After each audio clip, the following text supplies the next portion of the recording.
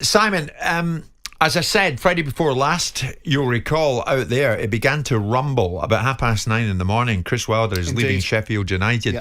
Yep. We get our teeth into that story, and we could stand it up for the listeners at 10 o'clock. Yes, indeed, he was leaving Sheffield United, albeit he didn't actually leave formally officially until the following day when Sheffield United made the announcement. Now, of course, this gentleman we speak to on occasion, he very kindly calls us. Yep. We let him know if we want to speak to him, and he calls back and chooses whether or not to come to air. And I'm talking about the Sheffield United owner, Prince Abdullah.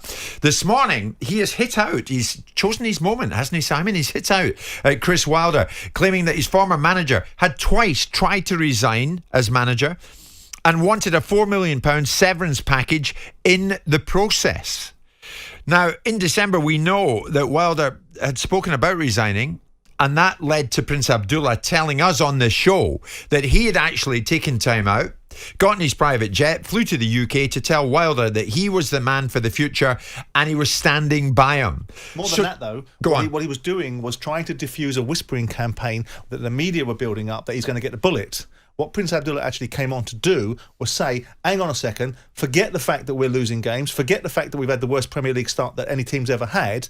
This is my guy. So he was going beyond that. He was actually standing behind his guy and reassuring the world that this guy had his unequivocal support. And his reward for that was... Yes. Chris Wilder and his press conferences. Well, now I know you've got the text.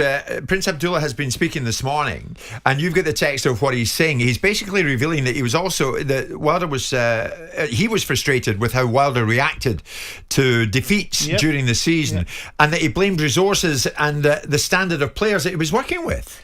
I think what he's doing is setting the record straight. I think what you have Abdullah is. Yeah, because you've got this imbalance in certain segments of the media where, because a manager's achieved something once upon a time, that ultimately whatever they do going forward gives them a pass. And the owner is saying, well, hold on just a second. He wanted to resign in December, which to me, Chris Wilder, I was a major admirer of Chris Wilder's, and I thought the work that he's done to get Sheffield United, in part in support with Prince Abdullah and Kevin McCabe, to get Sheffield United back into the Premier League has been phenomenal. But it's been a one-way transaction. It's been upward only in terms of they've gone up, they've gone through the divisions, they've done well. Here's adversity, the first ever adversity Chris Wilder's had, he wants to resign. This is football managers. This is how they operate at times, because they come from a cult of football players that operate that way, and football players become football managers. So what Prince Abdullah has done is gone, let's just correct this, because there'll be a building up narrative through sections of the press, local press, that Chris Wilder's been badly handled. He hasn't had investment. It's all down to the ownership. It's entirely wrong that Sheffield United are falling down the division and out of the division, and Chris Wilder is a hero and he should be treated that way. And what Prince Abdullah is doing is going, let's have a little bit of balance on this. Let's give you guys some alternative views, so that when you write your articles and provide your support for either one of us or the club full stop, you've got an informed view and a balanced one, which I like. I like balance. I like fairness. I like equitability. Of course. So when I read these words, I think they're so intuitive to the thinking that I have, which is, he says that he was happy to take credit.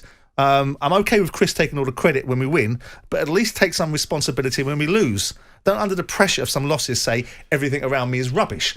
That is a typical football manager. When you win, it's down to you. When you lose, it's down to everybody else. Well, let's find out if one of the gentlemen who used to sit in Chris Wilder's news conferences, let's find out if he thinks the same. talkSPORT Sheffield correspondent Alan Biggs joins us. Alan, good morning. Good morning to you, Jim. Good with interest. Alan, good morning to you. Thanks for joining us. Do you think that Prince Abdullah this morning, as Simon is suggesting, is bringing some much-needed balance to this situation?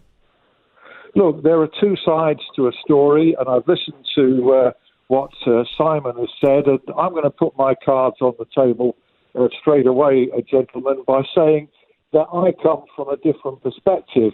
And I come from that different perspective. Some would say I'm biased, because I happen to have known Chris Wilder for over 30 years, since he was a teenage footballer. I've got the utmost admiration and respect for him. Candidly, I do not know Prince Abdullah, who chooses to talk to national and international media, but very, very seldom speaks to the Sheffield United media. What I would say... He speaks to us, Alan. That's what he means. On talkSPORT. That's the point he's making. He speaks to you. And I'm part of it, as I am at matches. You're part of the national and international media. And, it's good that he does talk to talkSPORT and Sky. What I'm saying is he very seldom talks to the Sheffield United media, the guys that sort of know. Alan, can I just caveat that? Yeah. Because I was exactly the same. I spent an inordinate amount of time talking to the local media because I believed that they were entitled to a preferential point of view, and there were a bunch of disingenuous, treacherous hounds that made me not want to do that anymore. So I spent more time talking to the national media because I found the local media to be incredibly divisive. Well, I don't. That's from an owner's point of view. Get up from that one, Alan. I don't own up to being a disingenuous, treacherous hound, and I would defy any of the 50 football managers across the city of Sheffield who've dealt with me to describe me in those terms. But Alan, when you used to sit in these news conferences with Chris Wilder, did you ever think that Chris was being unfairly negative, as Prince Abdullah is suggesting this morning? Abdullah's trying to bring balance to this. Absolutely not. And the point I'd make 2 points.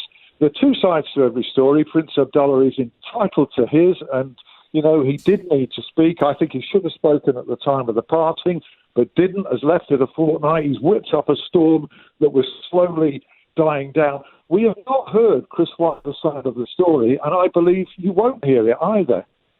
Why is that? He's wanted to move on. He's wanted to move on for himself and the football club. He left honourably. There was an agreement, presumably a non-disclosure agreement, that neither party would speak about it. Now he's been openly criticised publicly, but I believe he's not going to respond. He may well consult the League Managers Association over it. The other point I would make is that I've listened to all of his pointed comments about transfer policy and what needed to be done, but at no stage has he ever personally criticised Prince Abdullah. Never. I defy anybody to come up with a quote, a comment where he has personally. But Alan, if you are the ultimate controlling authority, as I was at Palace and Abdullah is at Sheffield United and Kevin McCabe was previously, you don't have to be specific. It's implied and understood, because he is the ultimate controlling authority. And I listened, and I like Chris Wilder, and I come from the same position of you, which is respecting the body of his work. I listened to him objectively. I like Sheffield United. I had great relationships in the past. I took your manager once upon a time, Neil Warnock. I've understood the club. Right? Not as well as you do, of course. But I listened to Chris Wilder's press conferences over the last 6 months, and he did nothing but complain. He did nothing. I listened to his last press conference where he talked about how he hadn't got what he wanted from the management, how he wasn't part of the management structure, how he wasn't involved in short-term, interim, or intermediate or long-term plans. It was for other people. Absolute nonsense. It was advancing a disingenuous perspective that the football managers often do because he was unhappy with his lot. And his relationship with Prince Abdullah is something he should have been working on rather than using the media to air his grievances. And he did constantly what this guy's alleged. So what Abdullah's doing now is going, you've had 6 months of doing this. I'm going to balance it up. And if I'm under non-disclosure, as you suggest they might be, then Abdullah's going to get sued, isn't he? Because he's just breached that non-disclosure. Well, Alan, let's finish on a what's next for Chris Wilder note. Chris Wilder can't speak at the moment but for legal reasons. That's what he tells me. What is next for Chris Wilder, do you think, Alan? He's been linked with Celtic. He's been linked with Celtic. I can't see that one. What I do see is either West Brom or Newcastle for sure. I do know that in 2019, following Sheffield United's promotion, Newcastle actually investigated the possibility of recruiting him from Sheffield United. He stayed loyal, wanted to manage his team in the top flight. Can see that one. I think it would appeal to him. I'm not speaking with any sort of knowledge of having discussed it with him, but I think it would. And equally, West Brom, even in the Championship, the potential to sort of take him where he wants to in his career. So I think either of those two are absolutely logical. But from what I do understand, there's absolutely nothing in progress at the moment in terms of his life. Okay. He wants to take a short break. He needs a short break. An exceptional football manager who's worked 20 consecutive years without a break and has still actually not been sacked. Okay, Alan, I think Alan's representing Chris Wilder this morning live on talkSPORT. Couldn't get fair better play PR. to him.